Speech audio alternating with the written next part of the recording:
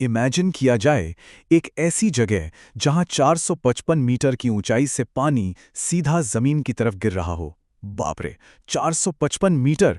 मतलब किसी गगनचुंबी इमारत से भी कहीं ज्यादा ऊंचा। अगर हम सोचें तो ये ऊंचाई बुर्ज खलीफा की आधी ऊंचाई से भी ज्यादा है। भूगोल के इन्हीं चमत्कारों को आज डिकोड किया जा रहा है। इस डीप डाइव में सभी लिसनर्स और एस्पिरेंट्स का बहुत बहुत स्वागत है। आज का हमारा टॉपिक है भारत के प्रमुख जलप्रपात या कहें मेजर वाटरफॉल्स ऑफ इंडिया। बहुत ही शानदार और स्कोरिंग टॉपिक है ये। और हाँ, सेशन की शुरुआत में ही एक बात बिल्कुल स्पष्ट कर देनी है। आज का ये एक्सप्लेनर सभी एग्जाम्स के लिए बहुत इंपॉर्टेंट है, इसलिए इसे लास्ट तक जरूर फॉलो करें। एक और बात, आज हम रटने वाले तो एकदम नहीं हैं, बल्कि ट्रिक्स और 3D विजुअल से इन कॉन्सेप्ट्स को गहराई से समझेंगे। तो चलिए डाइव इन करते हैं इस अत्यधिक स्ट्रक्चर्ड सिलेबस मैप में। पहले हम जलप्रपातों के पीछे के विज्ञान को समझेंगे, फिर देश के रिकॉर्ड ब्रेकर्स, रीजनल हब्स और अंत में एक रैपिड फायर रिवीजन के साथ इस टॉपिक को पूरी तरह से मास्टर करेंगे। ये नंबर 455 मीटर कोई मामूली नंबर नहीं है। जैसा कि हमने शुरू में इमेजिन किया था, एक वर्टिकल ड्रॉप जो बुर्ज खलीफा के आधे से भी बड़ा हो। पानी का इतनी ऊंचाई से गिरना अपने आप में एक डराने वाला और शानदार अनुभव है। इसी विशाल पैमाने को ही आज हम एक्सप्लोर करने वाले हैं।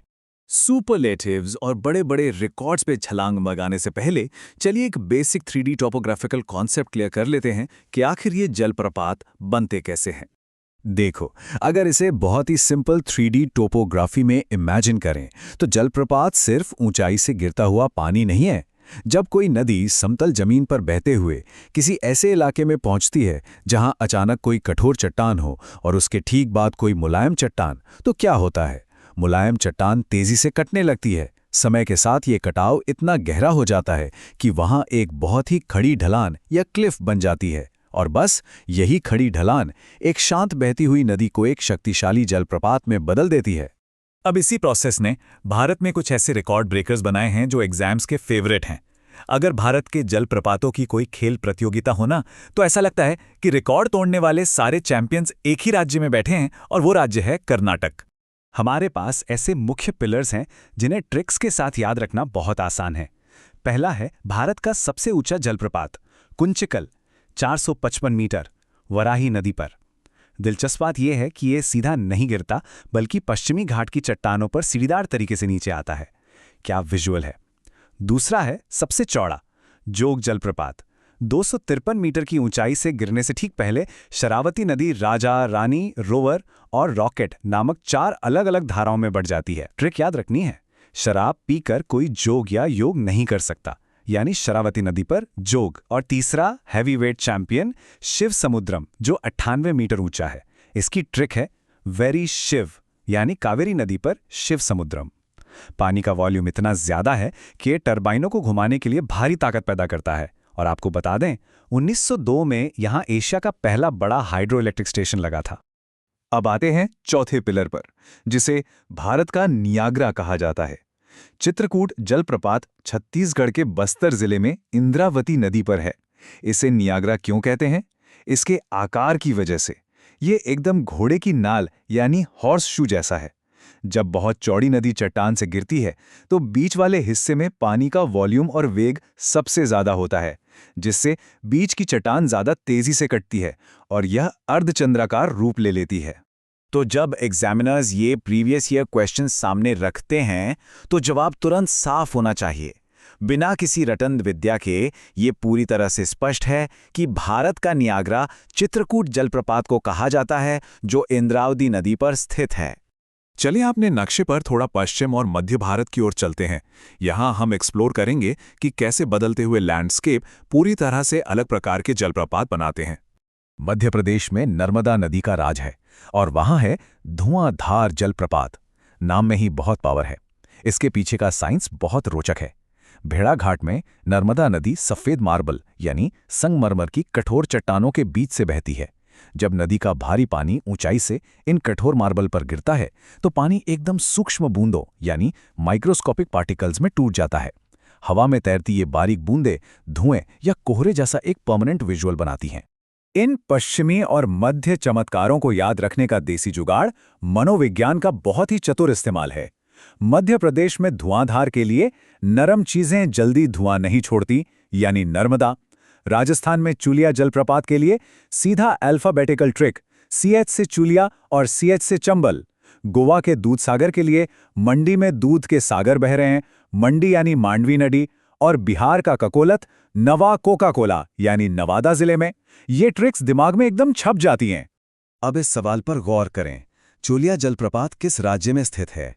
पिछली स्लाइड की उसी अल्फाबेटिकल ट्रिक CH + CH को अप्लाई करते हुए कोई भी एस्पिरेंट तुरंत जान जाएगा कि ये रेगिस्तानी चमत्कार राजस्थान में स्थित है, जहां चंबल नदी पथरीले पठार को काटकर गहरी घाटियां बनाती है। अब पूर्व और गहरे दक्षिण की ओर यात्रा करते हैं, जहां टोपोग्राफी पानी को बेहद असामान्य तरीके से व्यवहार करने पर मजबूर कर देती है। यहाँ की विविधता सच में चौंकाने वाली है।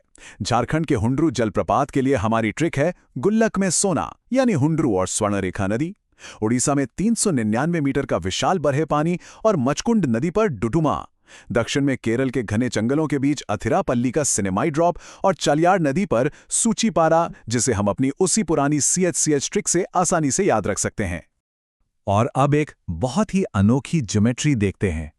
अक्सर झरने नीचे गिरते हुए चौड़े हो जाते हैं और बाहर की ओर फैलते हैं, लेकिन तमिलनाडु का थलैयार जलप्रपात एक सपाट लंबवत काली चट्टान से सीधे नीचे गिरता है। पानी को फैलने की जगह ही नहीं मिलती, जिससे एक रैट टेल यानी चूहे की पूंछ जैसा एक अविश्वसनीय और अद्वितीय दृश्य बनता है। चलिए अब एक्सप्लोर करते हैं कि कैसे चरम मौसम कहीं से भी जलप्रपात बना देता है और कैसे नदियां राज्यों के बीच राजनीतिक सीमाएं तय करती हैं। मेघालय का नोकालिकाई जलप्रपात किसी नदी द्वारा नहीं बनता। ये बेहद आकर्षक है कि इतना विशाल 335 मीटर ऊंचा वाटरफॉल पूरी तरह से बारिश पर निर्भर है। चेरापूंजी के अत्यधिक मॉनसून में जब खासी हिल्स पर 1200 सेंटीमीटर तक बारिश होती है, तो ये सारा पानी इकट्ठा होकर इस विशालकाय जलप्रपात को जन्म देता है। एग्जामिनर्स बाउंड्री मेकर्स यानी सीमा बनाने वाले जलप्रपातों पर सवाल पूछना बहुत पसंद करते हैं। दूधसागर मांडवी नदी पर कर्नाटक और गोवा का बॉर्डर बनाता है। डुडुमा मचकुंड नदी पर ओडिशा और आंध्र प्रदेश का, और होगेनकल कावेरी नदी पर तमिलनाडु और कर्नाटक का बॉर्डर बनाता है।